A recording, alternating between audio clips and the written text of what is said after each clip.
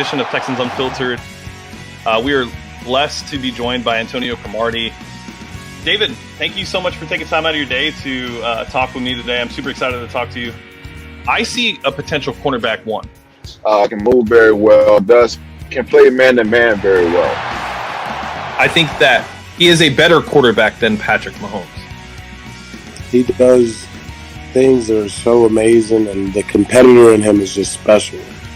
I'm excited, man, and I can't wait to get there. I think it does really fit my skill set. Well, Houston, we have it. We have a new GM, and it's Nick Caserio. Jack Easterby has done it again, and he has exerted his power on the Houston Texans, and he's gotten his way. So welcome to another episode of Texans Unfiltered, joined by John Wade, and we have Jordan, aka Texans Thoughts. He is on with us a little early tonight, obviously given the nature of the news and everything going on. He wanted to be a part of everything, so we're glad to have him. How do you guys feel? John, you go first. Well, honestly, overwhelmed is the best way to put it. A little disappointed, maybe. I'm trying to reserve too strong of a reaction until the head coach is hired. Right now, Nick Caserio, if there was no Jack Easterby, I threw this out on Twitter 2 minutes before we got on. If there's no Jack Easterby, Nick Caserio is a great hire. Like, he's experienced, he's still young. I mean, he's been with the Patriots since the beginning. He was very well thought after. This is a guy that was even on the info for the offensive coordinator during the games. Like, he knows football. He's got a fairly good reputation. So he could have been a slam dunk hire. The problem is Jack Easterby. That's the problem. This just screams Jack Easterby. Like, supposedly the two of them are best friends. And after everything that's come out about Jack, about him being, not even throwing away the Sports Illustrated article, if you just look at him being the consensus builder with some of the trades that went down, that's the problem. Like, right then and there, that's the issue. Like, is Jack Easterby still running the Houston Texans? Because this is what this hire signals to me. Yeah, I'm surprised that you guys are so reserved, so calm. It's good. It's good. You guys are handling it a lot better than me because I'm damn furious. I'm furious. I'm throwing it all out there. I can't lie. I'm not the best at holding in my emotions, but it is what it is. I'll probably sleep on it and hopefully feel better, but there's just so many thoughts racing through my mind right now, man. Like, this is literally the one person that I didn't want hired. The one. There were a lot of good GM candidates out there. A lot. There were more good GM candidates out there than there are openings. But we still managed to get the guy, to get Cal and Joke's guy, who it's been that guy all along for 2 years. Nothing has changed in the past 2 years in Cal's mind. Despite everything that we've learned about Joke Easterby, to Cal, he's still his buddy. He's still his pal. Joke still got Cal wrapped around his finger.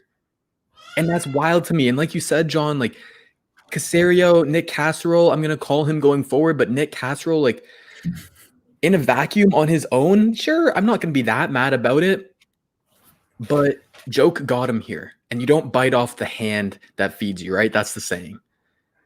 And the fact that Joke and Cal flew to New England to bring Caserio back with them, like, clearly he was their guy all along. And so that's what's really maddening to me, is that they threw out these GM interviews saying Louis Riddick, all the other guys, Omar Khan, that, we're actually very qualified guys for the position. In my opinion, whether Caserio had the Joke connection or not, they'd still be more qualified for the GM position. But that's just my thoughts. I would have flipped for Omar Khan. Right. Like, the more I read up, dude, I started reading up about him, and I was like, dude, this guy would be so great. But no. Yeah. Those were just pity interviews. Sorry, you go, Pat. You go. No, I mean, I agree. Cal McNair spent $1 million on Corn Ferry. He spent $1 million of his fans' hard-earned money that they spent on this team to quite literally slap them in the face. Like, it's that simple. This was a total sham. The advisory committee that he had with Andre Johnson, Jimmy Johnson, and those guys, it was a sham. It was pointless. And now it's all coming out that, even last week, NFL Network put out a thing, they were talking about how Easterby doesn't have all this power and da-da-da-da. Well, now those same guys from NFL Network are, laughing in our face. So, I mean, at this point, it is what it is. It sucks. I can tell you one thing, that I've talked to 5 different players tonight, and not a single one of them is happy. And I'm going to go on record right now and say that this is easily the biggest mistake this team will ever make. Draw your own conclusions from it, but it's not going to end well. Something is going to happen unless they hit a home run with the head coaching hire. Something is going to happen over the next year that is going to drive this fan base to the point of never showing up to a game. Sorry, I think my Wi-Fi was bad, but you said something about the players. None of them, what, sorry? I've talked to 5, and not a single one of them is happy. Whew. They felt lied to. Yep. They felt like none of their opinions mattered. This is, like I said, this is going to be the biggest mistake this team has ever made. I feel lied to too. We were lied to. Yeah. Cal McNair lied to us. He went out, like you said, he paid $1 million for a search firm. He threw it out in the media that he's assembling this committee to help him. Whether that was more twisted by the media or by the Texans, whatever it is, that's what happened. And it didn't matter because the one guy whose real voice actually mattered was Joe Easterby. That's the only person whose opinion mattered. And it's crazy to me because you're letting a kid who has proven himself not capable of this job, you're letting him into the big boy table, and he is controlling the king in Cal. It's just so mind-blowing to me.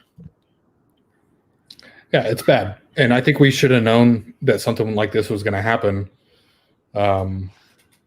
That, when, what was it, Monday, the pictures, or maybe it was later Sunday afternoon, the pictures hit Twitter. This might have been last week even, of the direct message from Hannah McNair to the people that had the sign that said, "Fire Jack Easterby." And she was defending him. Yep. We should have known from the jump, from right then. So brainwashed. That's simply what it is. Well, yeah. I mean, I'm going to just ask y'all, Jordan first. Is there anything Nick can do prior to the draft going well or whatnot, so to kind of win you over, to feel a little bit more optimistic about him? He can fire Joe Easterby. That's step number 1. But on a more realistic note, he can hire a great head coach, right? That can still help save this team. I still don't get why Eric Bieniemy and Robert Saleh don't have an interview at the very least, but whatever. He's linked to Brian Daboll. He's linked to Matt Eberflus. Those two I'll be very, very happy with. So that's definitely a good thing to look forward to. And then also, he could go out there and give us his plan for the future, right? Kind of the general direction that he wants to take this team, kind of some of the ideas that he has, and that would kind of make me feel a bit more confident about him. But is that going to happen? Well, I don't know. Let's say he doesn't fire Jack Easterby. What other sort of steps would you feel are making progress to at least being on the right track? He's got to put Jack in his place and make sure he stays 100% in his lane and never crosses the double yellow line. Not once. And if anybody, in my opinion, is capable of that, it's Nick, because they've worked together and he knows what Jack's role is supposed to be.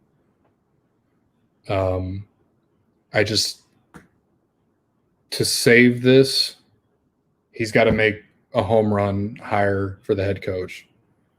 And in my opinion, that's got to be one of the three: Brian Daboll, Eric Bieniemy, or Robert Saleh. And I like the idea that Jack, Nick, Tim Kelly, and Brian Daboll all still share the same agent. I really like that. That's my one glimmer of hope right now that they can save this. All right. So, is there any positives about Nick Caserio himself, other than him being, other than his connections with Jack Easterby? Let's just kind of throw it all out. Let's try and let our listeners at least kind of sort of get to know Nick Caserio, for some of those that have never heard of him before. Is there any positives within himself or any other football-related concerns that we can kind of talk about? Yeah, so I guess to kind of give a quick background or bio of him, he was a former player. He worked his way with the Patriots. He was a wide receiver coach, an offensive assistant, and then he kind of climbed the ladder to more of the executive roles. And he's the shadow GM for them, right? So, and what I've done with my research, what I've seen from my research is he does everything, basically, everything that you need. So there's a lot of candidates out there that they specialize in one thing, they specialize in the draft, or they specialize in contracts. But with Caserio, you're getting everything. You're getting a little bit of everything. So that definitely does have its benefits. He doesn't have to learn anything new on the job or adapt, right? So he's already got that experience, and he's got winning experience.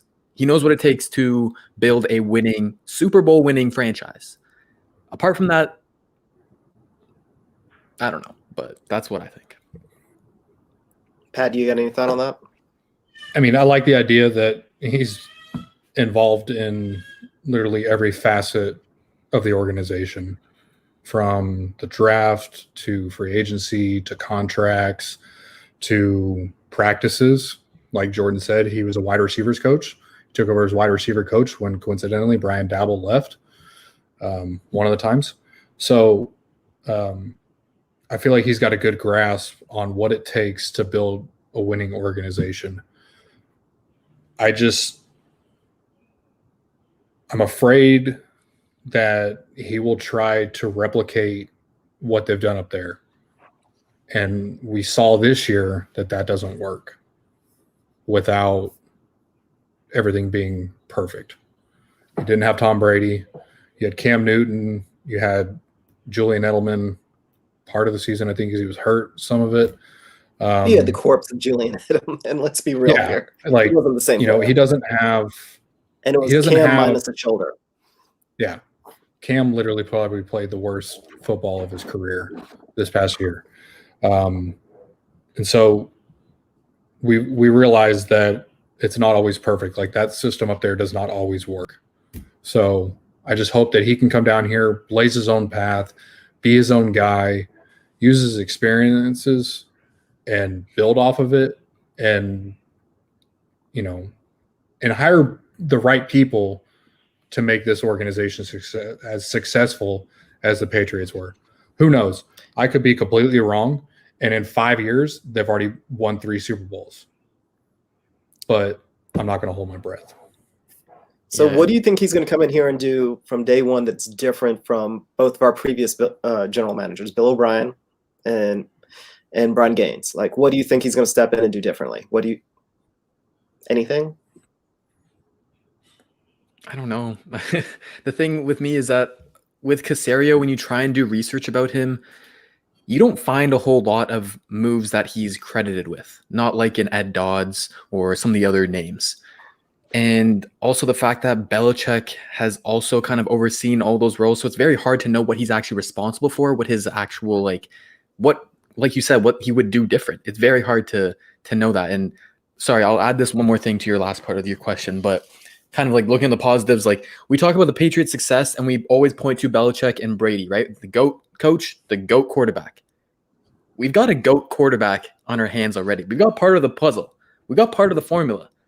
So if you're looking at those 3 main things, Caserio, Belichick, and Watson, we've got 2, right? He's got to hit that head coach hire. He's got a home run. It's got to be that. That's what he needs. So that's kind of the last positive I got. Yeah, I mean, he's got some he's definitely got the tools and the weapon, some of the weapons here to build off of. And I think it's a very good situation for him to walk into. He's got to just, like I said, hire the right people. And who knows? Omar Khan might not have been a real GM interview. It might have been an interview for another position on the staff, which would be excellent, right? Like, this team really needs somebody to help them with contracts. They really need somebody to help them with scouting. So at the end of the day, Cal may look like a genius and have had all these interviews, and this has all been for Caserio's staff. But, you know, he's got a lot to do. From day one, his biggest thing has got to be getting this team set up, not so much for 2021, but for 2022, when the draft capital, the premium draft capital is back and the money can be right. And that's going to start with making some hard decisions this offseason. One, obviously, being JJ. Another not so hard one, David Johnson, Randall Cobb, Brandon Cooks. You know, there's some moves that can be made. We talk like it's really easy to do, but I think they can. I think with the right people, he can do it. Yeah, and to kind of tie a bow on this before we get moving, because we're already 15, 17 minutes in.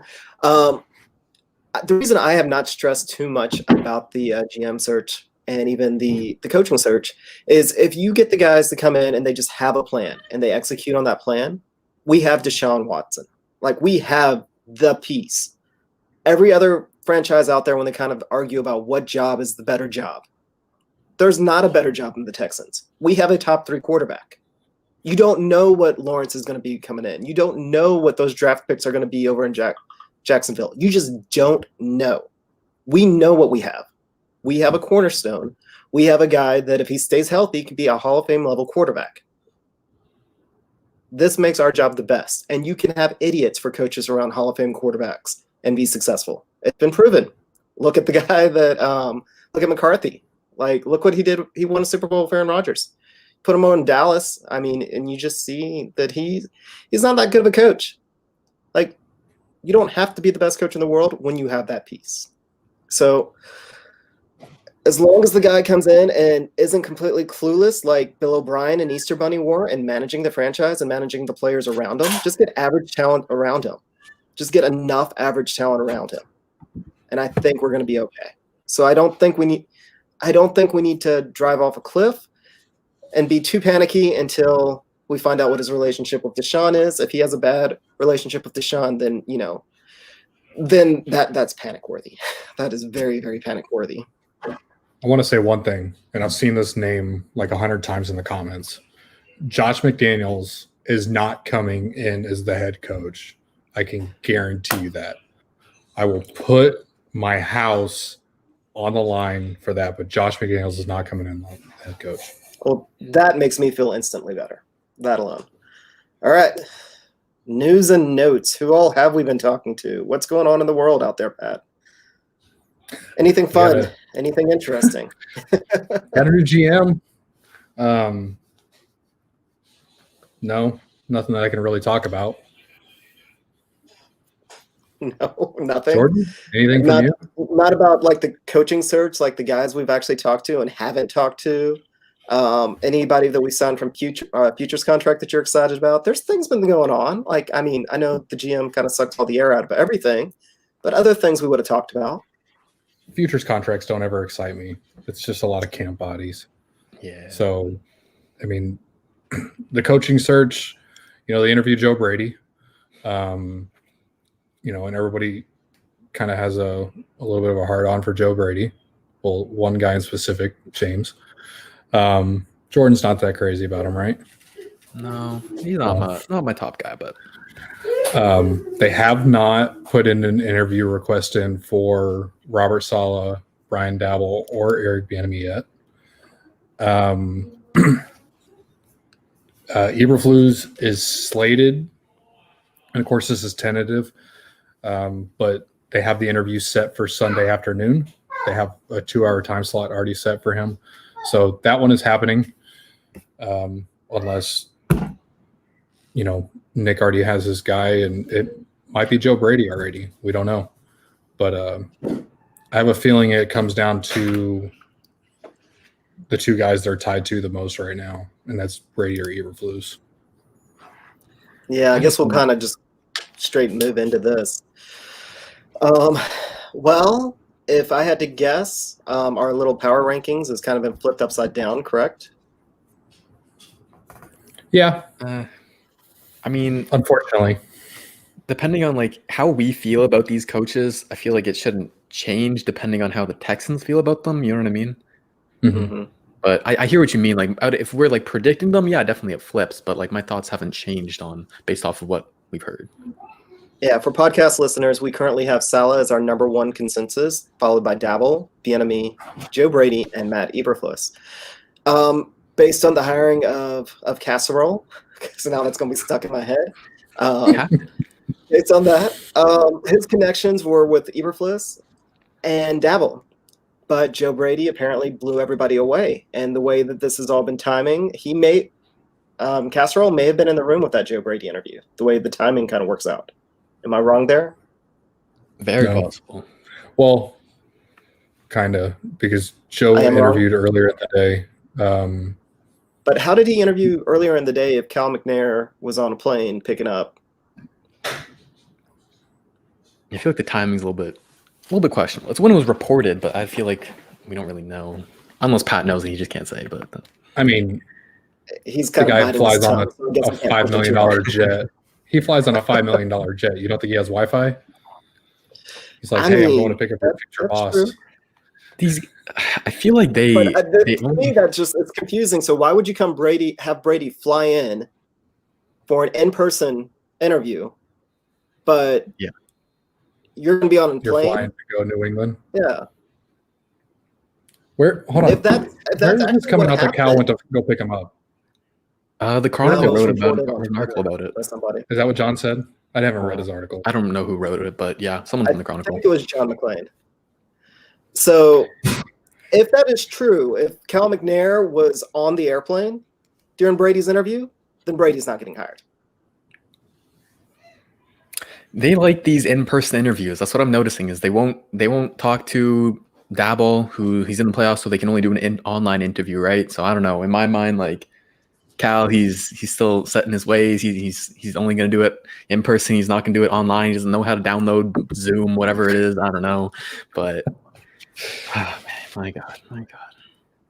Oh man, that's absolutely ridiculous. All right, so to me, in my mind, Eberflus, I have to learn how to say his name correctly, is probably up there. Because he was going to come over with Caserio and McDaniels to the Colts, correct? Yes. So that was the rumor. McDaniel backed out, and of course Caserio backed out as well. Like that was that whole deal with the Colts. Yeah. But Eberflus was the first one that was hired. Reich's best hire was essentially doing the right thing and keeping him on staff because he was already offered. Mm-hmm. So there's that connection. Eberflus would be a really solid hire. Eberflus would be a great hire. I love him as a defensive mind. I think he's a great leader as well. But then the only question is, who's his OC? He doesn't have the greatest connections there. So I think that's where I'm kind of worried about because I do want an offensive guy. I would prefer Daboll, but I wouldn't be mad at Eberflus whatsoever. So like James just said in the chat, what if the plane stopped in Carolina, picked up Joe, and then flew to New England to pick up Nick, and they were on the plane together? That's possible. I mean, that was my question. Like, if it was, then it is Brady. Then it's probably between Brady and Eberflus. That would be some wild stuff. That's a great scenario, but no one knows. And I was asking if you knew, but you won't answer. Nothing would surprise me. I honestly don't know. I didn't even know that they flew to go get him. And that probably hasn't even been confirmed. Every day this franchise manages to surprise me, whether it's in the game or out of the game. They do something. something. So it's always entertaining. At least we always got content for the people. Jesus. Man. No kidding. So if you two have to choose, who are you going to go with? If it's Brady and Eberflus, who are you going to go with? Eberflus. Eberflus mood as well. Easily? Yeah. I just like experience is a big thing with me. We've seen with Bill O'Brien, when you hire someone who's not experienced and you put him into a role that he has to learn on the fly and he's uncomfortable with, it's very hard. It's not impossible, but it just makes the job so much harder. And so while I see the potential with Joe Brady, maybe his ceiling is higher than a Matt Eberflus, the lack of experience really, really scares me. 1 year as an offensive coordinator, and then even not a whole lot of coaching prior to that. So it's just a bigger risk. And I don't want to take that bigger risk. I just don't think Which they one don't do have you the think time. makes Deshaun happier? Do what? They don't have the time to take that risk, in my opinion. Sean's contract's Okay. only 4 years. Which one do you think makes Deshaun happier? You would think he wants the offensive guy, right? But I don't know. Maybe Eberflus is going to bring an OC that Deshaun likes more. I don't know. I don't know Deshaun's mind, but you would think Joe Brady. All right. Yeah, I would have to say Joe, but Who'd you pick, John? Who'd you want? Who you prefer? Eberflus. Okay, we're all in agreement. We're all against Jayton. So Oh, perfect. easily. I mean, especially after Deshaun's comments after the game about We're all him. gonna get Like, Oh, he those respects are, him. yeah, that was the same comments that he said about the enemy. So the fact that Deshaun's on the record saying something like that, I think that Eberflus would come in and instantly calm down Deshaun, and potentially, I'm going to skip ahead on our outline to bring this up, but potentially with Eberflus, this guy gets to stay. Yeah. And I'll leave it up for just a second longer because Pat is on the phone. But Deshaun came out, said he wants TK to stay. He said he's talking to the ownership directly, talking to Cal directly, and he's going to vouch for him. Granted, Deshaun also vouched for Bill O'Brien. So I'm not entirely sure if we want Deshaun, whom is a wonderful quarterback, to be our selector of coaches. But he has. So if we go with Eberflus, I think we keep Kelly. Does that line of reasoning make sense? It definitely does. And I think the difference between Deshaun kind of recommending and saying good things about Bill O'Brien and Tim Kelly is like, he didn't go out and call Cal about Bill O'Brien to keep his job, right? He didn't do that. So that, like you said, like that is the big deciding factor. That's where we can see the difference. And Tim Kelly, he showed good promise. You know, I think he was better than most of us expected. I did not expect him to do as good as he did. He knew how to use Deshaun, and he knew how to use the personnel on the team to their strengths for the most part. Was he perfect? No, but not many rookie offensive coordinators are. There's still some issues with consistency of his play calling, red zone issues, and the fact that we scored on our first drive one time the entire season. That's pure coaching, because That's those are 2 your years in a row. plays. Like, So 2 how is that- seasons, 2 opening drive touchdowns. 2 seasons, 2 opening drive touchdowns. and last season it wasn't even Deshaun. It was AJ McCarron. Oh my Yeah. Lord. Well, I was saying 2 for Deshaun because the Chiefs game that we kind of block out. I counted the playoff game. But regardless, if you just do regular seasons, 2 total. If you throw in AJ's, 3 total, whatever. But that's a serious issue. And me and Pat talked about it last week, how the running game was on easy mode. Easy mode. And I've got a slide, and it talks about David Johnson. Yes, he reached a career high on average yards per carry, blah, blah, blah, blah. Our running game was trash. Tell me it wasn't. There's no argument against it. The numbers after he came back from his injury and his COVID, it looked better, sure. But if you look back and you remember the games, literally it would either be a 1 or 2 yard rush for David Johnson or 20 plus. There was no consistency. It was either end of the spectrum. And so that inflates his yards per carry numbers. Did they get some better run blocking later in the year? A little bit, yeah, but they're also playing some shitty defensive lines like the Titans and like the Bengals. So that also plays into the part of it. I don't know how you can say that the run game was good. I can't, Sean. It was good for 2 weeks. That's about it. I mean, So, in y'all's mind, would you be okay if Tim Kelly comes back with Eberflus as the head coach and Tim Kelly as the offensive coordinator? no. You got to clean house. Tim Kelly has only worked for Bill O'Brien. And that hasn't worked. It didn't work for 7 years. It's time to move on. Let Nick and Matt or Joe create their own thing. There's no need to hold on to the past. Cut bait. Let's move on and build off of it. Deshaun will be fine. Deshaun can work with any of these guys that can come in. Deshaun knows what is expected of him. He knows what it takes. He knows to put in the work, and he'll be fine. Yeah, I wouldn't be super happy, but I wouldn't be super mad either. I think there are worse options. I would kind of prefer Tim Kelly over anyone on that Colts staff, just because he's more of a known commodity of like what we already know what his scheme is going to bring, and to kind of think about it in a different way, like because he's not Eberflus's guy, he's going to have a very short leash. So the expectations are going to be high, and if he doesn't live up to that, he's gone.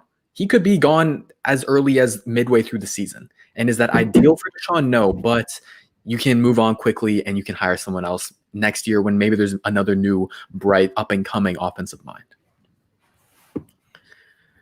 That's my thoughts. All right, fair enough. And I didn't talk about Brian Daboll at all because we haven't requested an interview with him. Is that still true, Pat? Have we? No, they have not. Daboll, Salah, or the enemy have not. Daboll makes a ton of sense, like with Caserio. Like he does.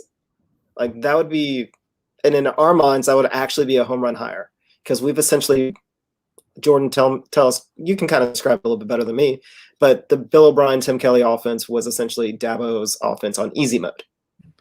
Oh yeah, it was. There's a lot of similar concepts and styles, but it's just Daboll is Tim Kelly on steroids. That's really what it is, and very consistent with that. And so also with his scheme, it translates to our personnel really easily with what we have with Deshaun Watson, with Will Fuller, with Brandon Cooks, with Kiki QT, even in Randall Cobb. It really works. So I would be all for Brian Daboll. I think that is the hire that, number one, is the most realistic, and number two, would make me the happiest because we already know that Joke Easterby is going to be here no matter what. The writing's on the wall. He's going to be here, right? So that was my biggest concern with Daboll in the first place, is that Daboll's here. Okay, Joke's going to stay.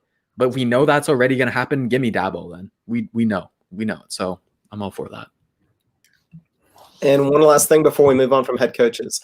Why is Jerod Mayo getting all this buzz as being a possible head coach candidate? Correct me if I'm wrong. He hasn't even been a defensive coordinator yet, has he? Nope. That's what the This year Patriots was do. his first year.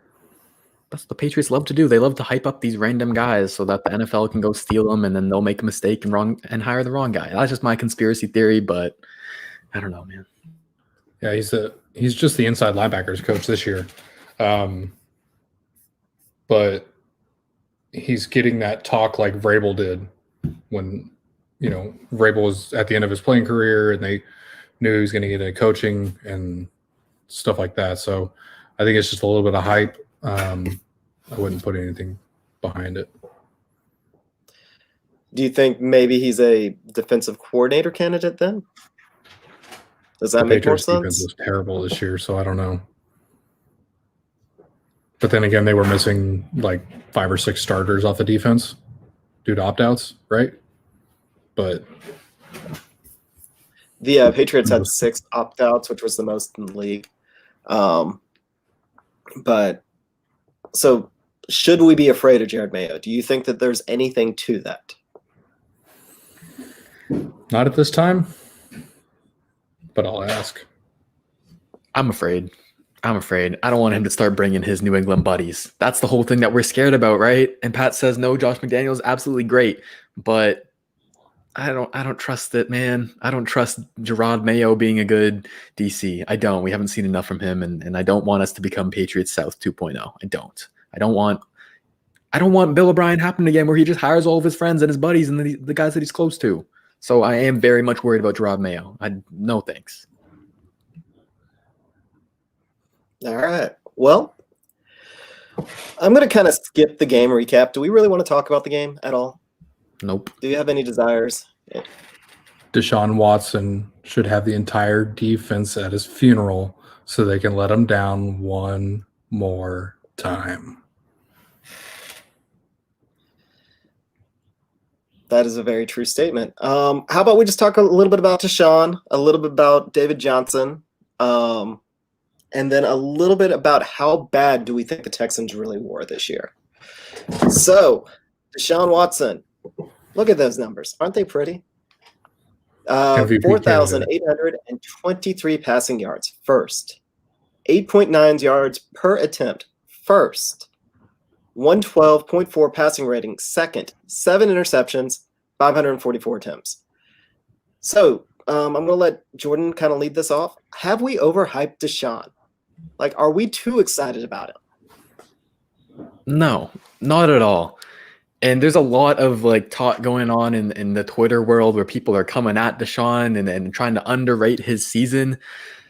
But those are people who don't watch Texans games. You can tell by the first sentence in their tweet that they do not watch Texans games. There is no way that we are underrating Deshaun's season. I think everyone in this chat will say that he had an MVP caliber season. Absolutely. You look at the stats is one thing, but you watch the games, you look at everything that he's gone up against, the challenges that the Texans force him to deal with. It's ridiculous. And when you want to talk about the most valuable player to a team, we would be negative in 32 without Deshaun Watson. Like, it would be insane. It would be horrible. So there is no more valuable player in the entire league than Deshaun Watson, but he's not going to win it, and that's whatever. I still think he should win Offensive Player of the Year at the very least, but that's a different discussion. So I think Pat was like dying to talk about how much improvement that Deshaun has had from last season to this season. Look at that. Look at this. Hang it in the Louvre. Hang it in the Louvre. So for our podcast better. listeners, on the left we have the passer rating, the passing chart for Deshaun Watson from 2019, and on the right we have the 2020. Every single thing that was yellow is now green, except for one little red dot right there where the dump offs are. And I'll let Pat take it from here. Yeah, I mean, he got better in almost every quadrant of the field. There's a few that it went down a little bit, but that's to be expected when you have that much of an increase everywhere else, especially down the field on the left side, right? And we talked about this before the season, that Deshaun Watson's best area of the field is over the middle, and look what happened. Just past the line of scrimmage to 10 yards, he went from an 85.6 passer rating to a 94.6. And then from 10 yards to 20 yards, he went from a 106.5 to a 120.5. And then even further from that, 20 yards down the field, he had a 50-point jump. To say that Deshaun Watson is not an elite quarterback is insane, because we've watched him grow from his rookie year to now with losing one of the best wide receivers in the game. And he still got better. So there's a troll. I don't know how else to describe him, but there is a troll that is trying to make a name for himself. Well, there's actually a couple of trolls, but there's one that just really pisses me off that says that Deshaun Watson is overrated and average. Pat, what would you tell him? I would honestly invite the Bleacher Preacher to come on this show so we can debate it live, because I don't think he would last very long. Clip it, Paul. Clip it. Send it to him. Do it. Bleacher Preacher, I am personally inviting you onto our show so we can debate that Deshaun Watson is not overrated. Oh, that guy is beyond a troll. He's a moron. You can keep this in the keep this in the clip, Paul, because I will say it. You cannot purposely be that dumb unless you are just trying to get this sort of reaction, and we fell for it. At that point, then you're maybe pretty smart, because I fell for it because you pissed me off. But this guy has convinced that Deshaun Watson is completely overrated. He's almost as bad as all the trolls out there that are saying that Deshaun Watson wants to be traded to their team, which, there's quite a few of those as well. But this guy, either he's looking for a reaction or he's a moron. And I'm going to side with the first one, because there's no way somebody's that dumb, right? Right? There's somebody in the chat right now says, I'm a true is there? Texans fan, but Deshaun Watson is overrated. Sorry, garbage time doesn't count. So if you're a true Texans fan, I'm going to call you out right now because I'm tired of it. You would know this team lost 9 games by a touchdown or less this season. So please tell me. That was my next point. It's right here. 9 of those losses, when the hell was their garbage time? Because if you're within a possession, there's no garbage time. So please take that and go elsewhere with it. Horrible. See, the only garbage time that Deshaun benefited from was when Tim Kelly gave up on running the ball. That's it.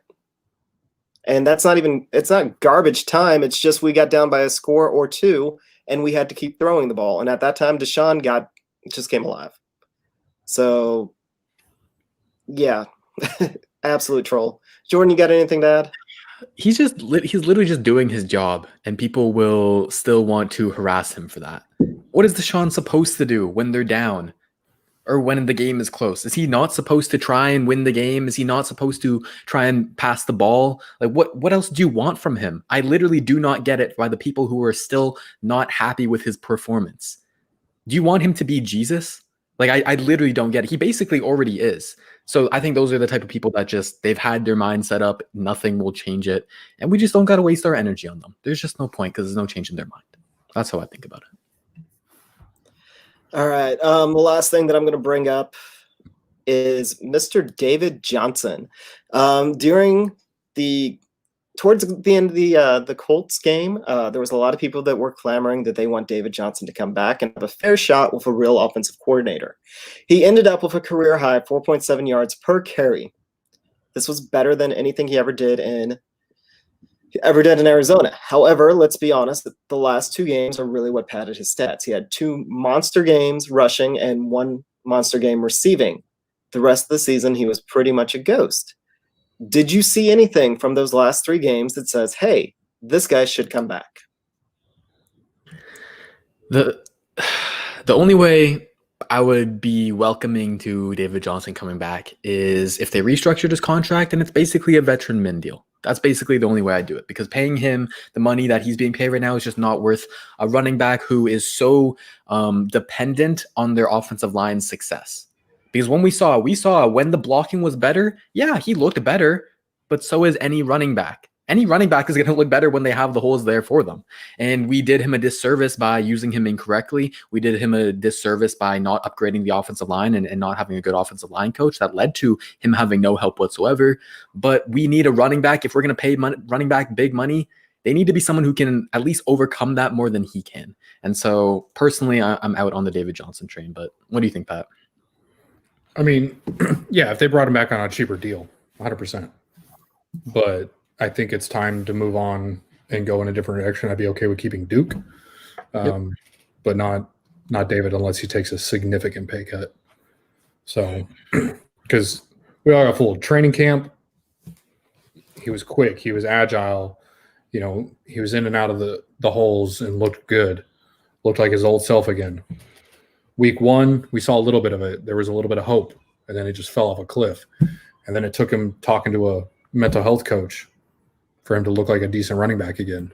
And I don't think that's something that this team needs. They don't need to be reliant on a mental health coach to make sure your running back is able to, perform. So I will also say one thing that benefited him is whenever he came back from some time off, he looked like he had his legs back. And that's definitely attributed to, just kind of endurance and getting up there. It's kind of hard to always play at that high level, especially when the Texans, whenever he was like healthy and in game, they were playing him 85, 90, 99% of the snaps. And that's crazy. That's something that's always pissed me off this entire season, because you see that he kind of gets gassed out there. You see that he doesn't have the same juice when that happens. But if you split his snaps with Duke more, 60-40, 50-50 even, I think you're going to get a better product out of him. He's going to have more juice on a down-to-down basis. So looking in that kind of idea where we bring him back on a vet min contract, you also have to play him fewer snaps. Just split the snap share more. One stat that it was actually one of the saddest that I've ever read. I'll give you all a guess. David Johnson led the Texans in broken tackles. How many broken tackles did he have? 5. Yeah, I'm gonna say single digits.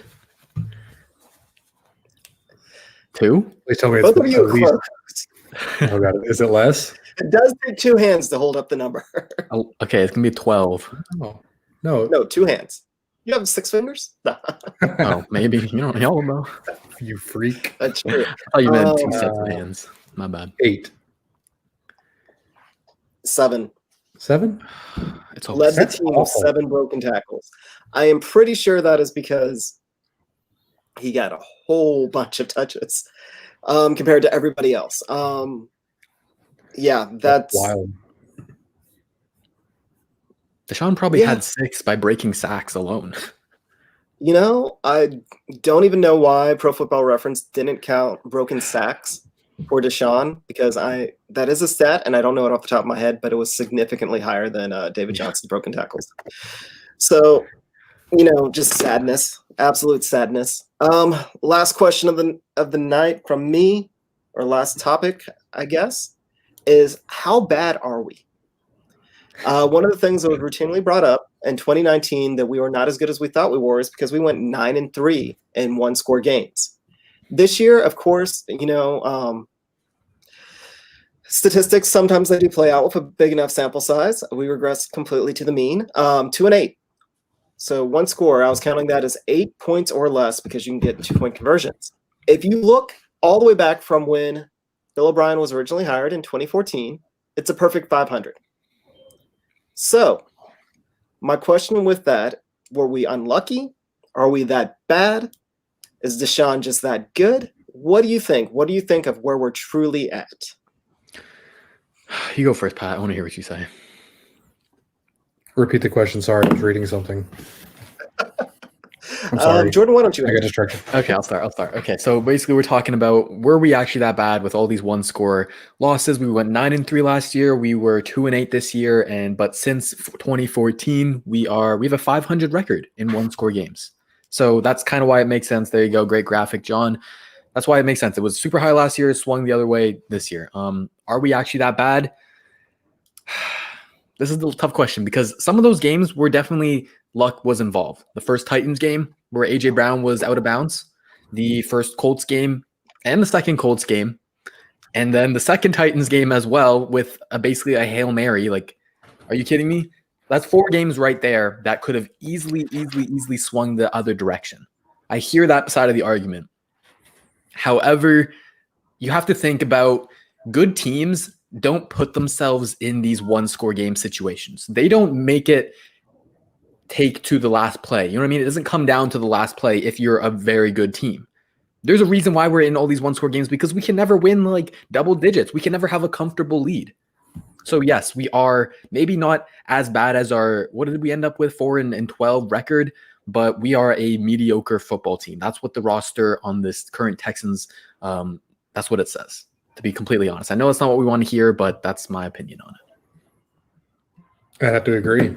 I mean, I get that the offense did just enough to keep them in the games, but they didn't do enough to win the games. And obviously the defense was just abysmal. They couldn't cover. They couldn't stop the run. They're poorly coached.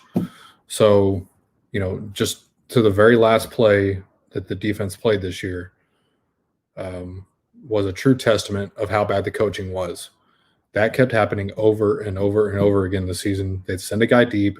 The safety would bite on the run and leave the guy on an island.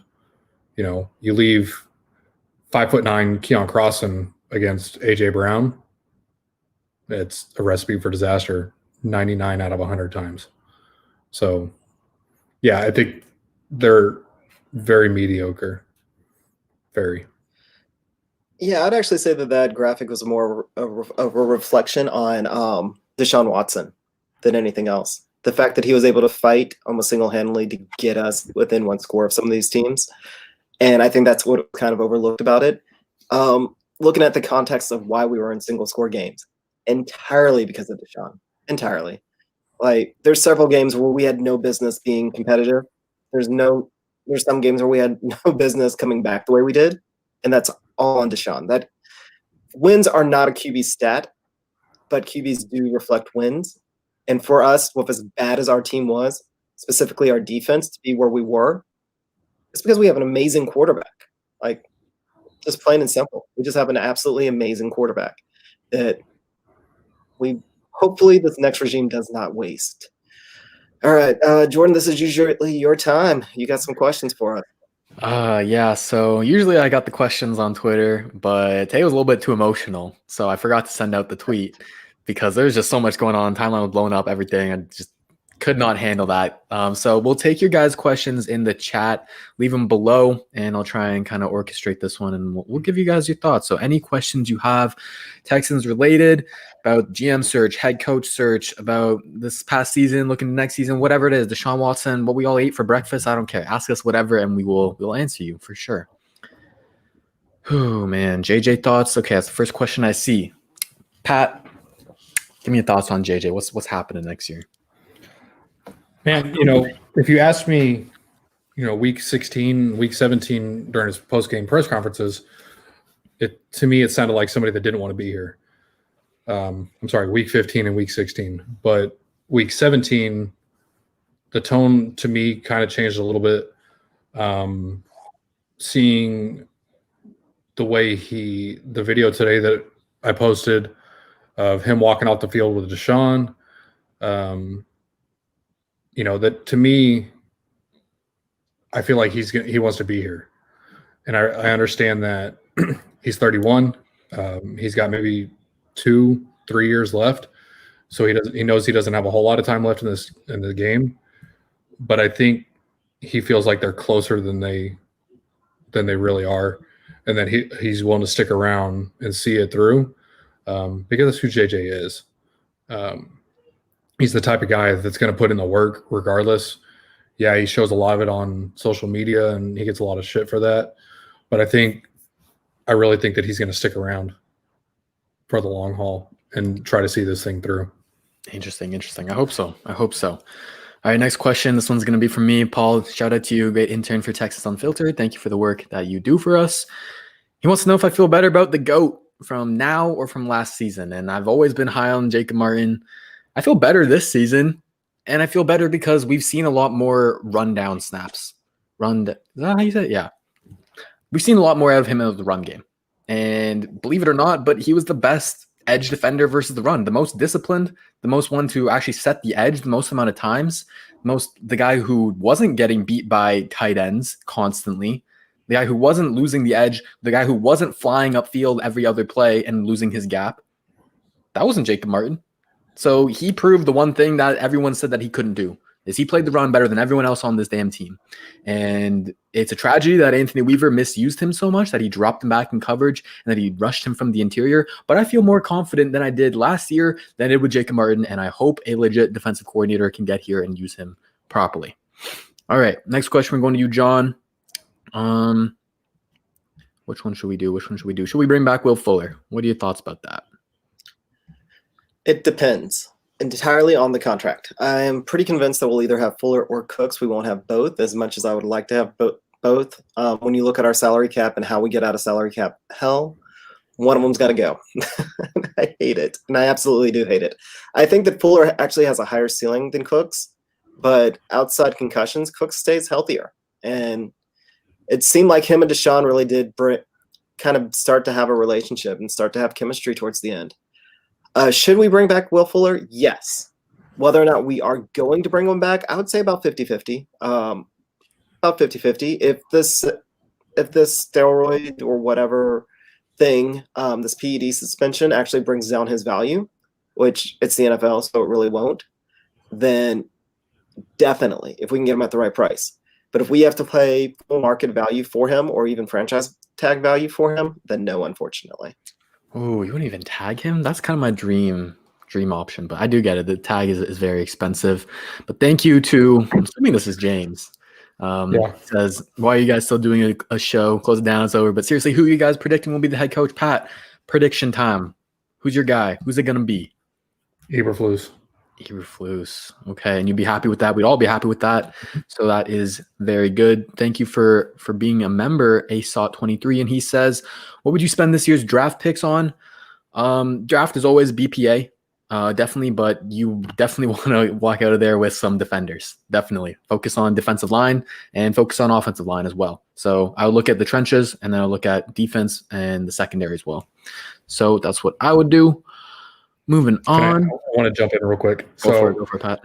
We saw the report come out earlier from NFL Network saying that Nick Caserio was not a part of the Korn Ferry list.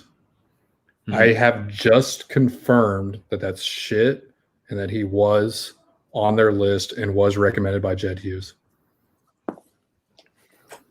I mean, okay, that helps a little bit. Confirmed from two different people. So this isn't just one person, from two different people. That's a little aloe in the wound, I think. It's not Jack. A little bit of faith there that Jack Easterby's not running the franchise. A little bit. Okay. Sorry, that was what the phone call was about earlier. All right, let me find another question for you and Jonathan. Thank you for the compliments. Thank you for the donation as well. What is going on there? I don't know. I'm gonna quickly skip over that one, but they donated, so they got it. They got the spotlight. We gave our initial thoughts on Caserio. If you do want to go back, the show will be up on YouTube, so you can just go rewind it, and you'll hear all of our thoughts, good and bad. All right, our guy Scottish Texans. He says, "Do you think the top 3 candidates get interviews now that Nick Caserio is here?" John, are Daboll, Bieniemy, and Salah they getting interviews? I don't think so. I honestly don't. I think that it's potentially down to Brady and Eberflus. So Salah has, if you went off people that know the franchise, and these aren't high-ranking people within the franchise, but people that know the franchise and know how they used to think, they were pretty high on Salah coming in. Now with Easter Bunny and kind of doing his warm tongue deal, and Caserio now being there, the people that I relied on for that, they don't know. They really don't, because Cal's not his father, essentially, was the response I got earlier. They don't know what direction he's trying to build and what he's trying to emulate. Like, they don't. So there's that. And the fact that they haven't actually, reached out for interviews for these guys is concerning. To me, the fact that they haven't says that they're not going to. Like, it's going to be one of the guys they've already interviewed or somebody we haven't heard of yet. Because those guys are top targets. Everybody else is going to want them. They'll probably get offered jobs by Wednesday. So, yeah. Yeah, Bieniemy kind of makes some sense, and Daboll because they're in the playoffs. I guess they want to wait till after, get the actual in-person interview. But Salah doesn't make any sense because the Niners aren't in the playoffs, so they can talk to him in person. So I'm very confused there. But what should Nick Caserio do with the offensive line, Pat? I would start with cutting Nick Martin and moving Zach Fulton to center, and then address the right guard position by either maybe bringing back Greg Manx, who is a free agent. You could possibly move Clemente over there, but I would look at possibly an inexpensive free agent. Maybe Joe Thuney, if Nick feels confident in him, bringing him down from New England. But they would be switching him to the opposite side of the ball, right? Yeah, he's a left guard. Yep. So, but I mean, you can move Max to right guard because he hasn't been playing any left guard this year. So what does it matter?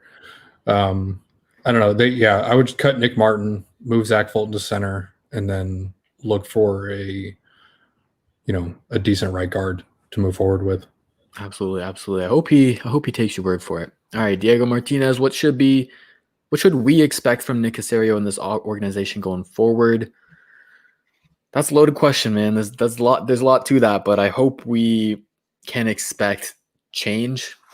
I hope we can expect not the Patriot way. Whatever they're saying is the Houston way.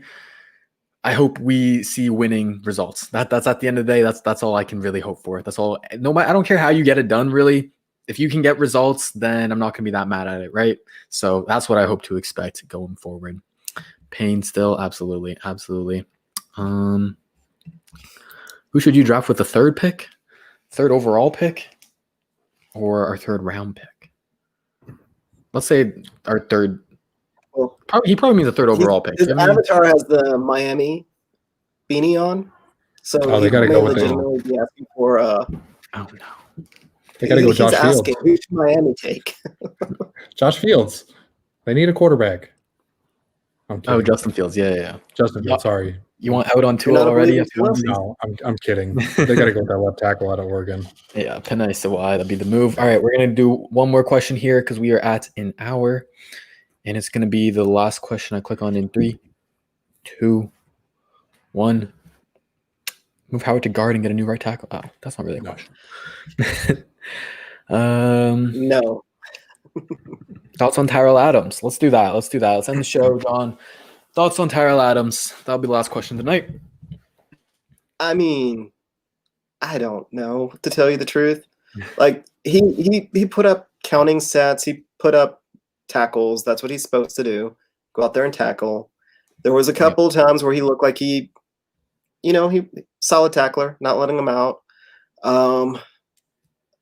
But he dropped an interception, and I don't want to hold that against him. I think that he's one of those, if he's a rotational piece, I think you're in good shape. If he's a starter, I think you're kind of hurting. And with Tyrell Adams, I hope that he's a position that I would look at improving on, but if we don't, because we have a lot of needs, I'll be okay with it. It's one of those that I think that if we have a better defensive line, he'll look a little bit better. He won't have as many tackles, but he'll just look better by having a better defensive line. But if we expect to go into our season with Cunningham and Tyrell Adams as our starting linebackers next year, they're not going to be above average. Doesn't mean they're going to be horrible, but they're not going to be above average. You get Matt Eberflus in there. You give him something to work with. But yeah, no, I'm with you. I think he's not that consistent. And the one thing is that he can't cover. He can't cover either. You need one of your linebackers between Adams or whoever's going to play Mike and Cunningham. You need one of them at least to be able to cover. And we've seen that's not it with Adams. So it is what it is, but that's going to do it. Thank you guys for the questions. Thank you guys for coming out to the show. I'll hand it off to you, John, to close us out. All right. Well, that is the show. Thank y'all so much for joining us. Please follow us at Houston Football Pod on Twitter. My name is John A. Wade 3. We've got Patrick Storm at Patrick Storm TU and Texans_thoughts. If you're here, you already know that, so I didn't need to tell you that. But definitely follow those two of the smartest guys in football. And I joke around about Jordan No Joke. If he says something that contradicts me, go listen to him. He knows more than I do. Also give a shout out to JRL Sports TU. He does a lot of behind the scenes. He's a great writer for us. And James, keep poking him at Houston FB Pod Guy. Maybe he'll come back. We hope he comes back sooner rather than later, as it would have been great to get his feedback. But we love him. We miss him. Give him a poke. Let him know that come back on the show. All right. Thank you all so much for listening. And until next week, unless something crazy happens, we'll see you then.